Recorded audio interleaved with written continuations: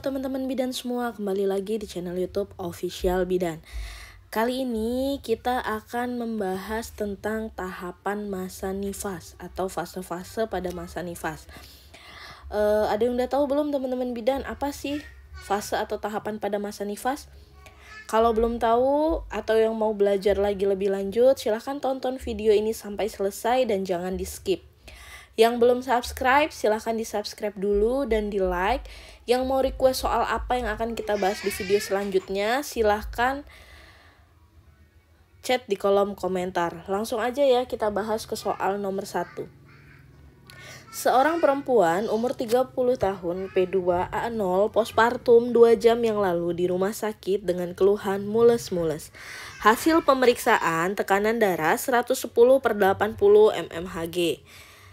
Suhu 30 derajat Celcius, nadi 80 kali per menit, pernafasan 16 kali per menit. ASI keluar sedikit berwarna kekuningan, TFU 2 jari di bawah simpisis, kontraksi kuat. Pertanyaannya, pada tahapan apa atau fase apakah pada kasus di atas? A. Immediate postpartum, B. Early postpartum, C. Late postpartum, D. Remote puerperium, E. Intermediate postpartum. Apa teman-teman ada yang sudah pernah dengar tentang immediate, early, late, ataupun remote postpartum? Oke, kita garis bawahi dulu kata kuncinya ya teman-teman pada soal ini. Dia adalah P2A0 teman-teman, postpartum 2 jam yang lalu di rumah sakit ya. Terus ASI sudah keluar tapi TFU 2 jari di bawah simpisis, kontraksi kuat. Tahap apakah fasenya di atas? Nah, immediate postpartum itu apa sih, teman-teman? Ini adalah postpartum dini ya, teman-teman. Postpartum dini. Early postpartum ini sama dengan intermediate postpartum.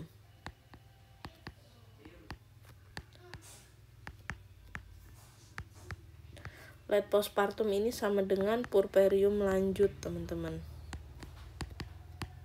Jadi kalau misalkan nanti jawabannya adanya postpartum dini itu sama dengan immediate postpartum.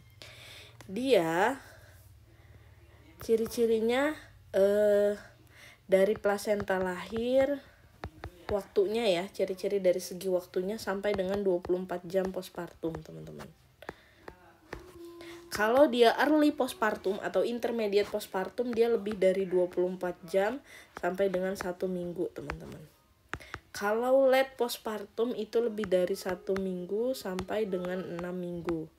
Kalau remote puerperium itu berbulan-bulan, teman-teman. Gitu. Jadi di sini kata kuncinya postpartumnya 2 jam. Nah, yang mana teman-teman? 2 jam. 2 jam itu yang jawabannya jadi yang A ya teman-teman, immediate postpartum. Nah ini yang E ini intermediate sama dengan yang early sama dengan yang B ya. Paham ya teman-teman? Kita lanjut ke soal nomor 2. Seorang perempuan umur 25 tahun P1A0 postpartum hari ke-25. Lahir normal di bidan. Saat ini mengatakan bingung ingin menggunakan kontrasepsi apa. Hasil pemeriksaan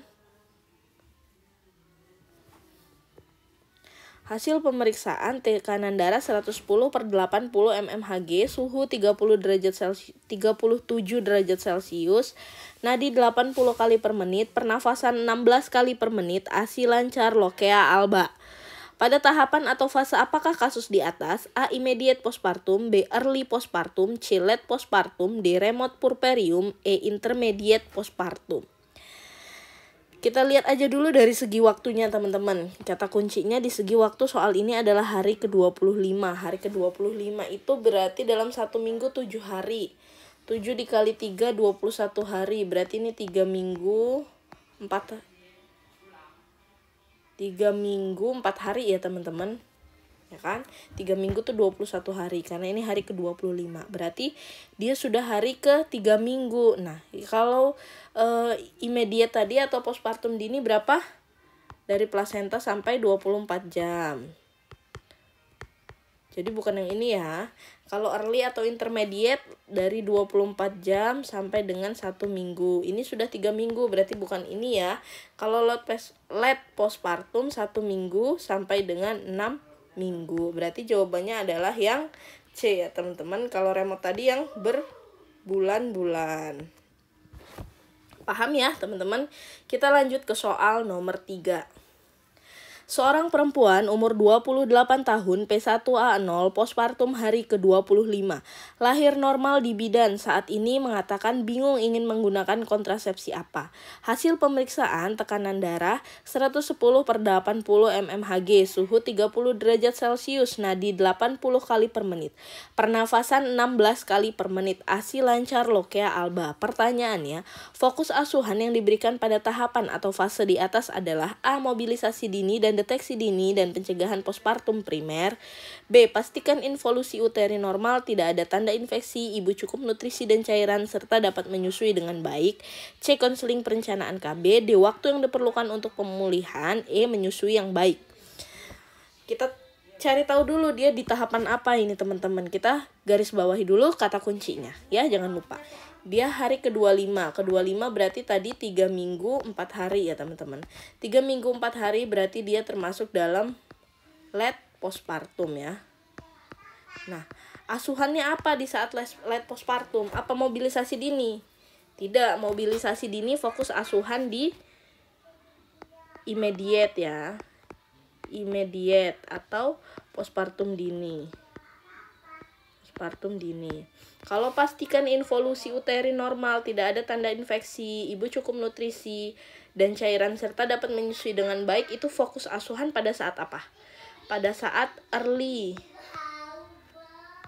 postpartum atau intermediate ya. Karena dia sudah di lebih dari 24 jam sampai dengan 1 minggu. Jadi kita harus pastikan involusinya normal, nggak ada tanda infeksi, cukup nutrisi sama cairan ibunya, sama menyusuinya dengan baik.